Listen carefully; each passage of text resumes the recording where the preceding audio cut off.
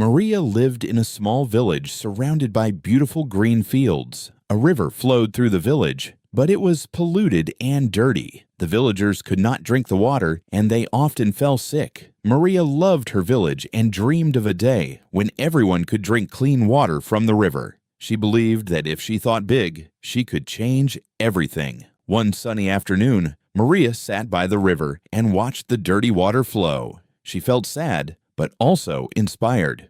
What if I could clean this river and make it sparkle? She wondered. Maria decided that she would not just think about it. She would take action. She believed that thinking big meant believing in herself and her ideas. Maria went to the village library and read many books about water pollution. She learned about different ways to clean water, like using plants, filters, and even solar energy. Maria took notes and created a grand plan.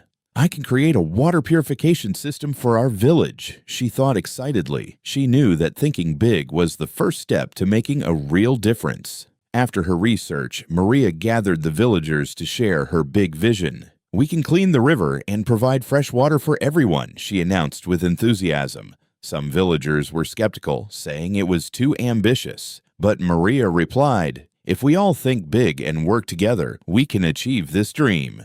Her passion inspired many to believe in her vision. With the villagers' support, Maria started to build a team. They organized meetings to discuss their ideas and plans. Maria encouraged everyone to share their thoughts, no matter how big or small. Together, they decided to plant special water cleaning plants, build filters, and even create a small solar-powered pump. Maria's big dream was becoming a community project. Days turned into weeks. And slowly, the river began to change. The water became clearer, and the plants started to thrive. Maria and the villagers were amazed at how their hard work was paying off. They realized that by thinking big and believing in their project, they were transforming their village. Maria felt proud to see her dream coming to life. Finally, the day came when the river was clean enough to drink from.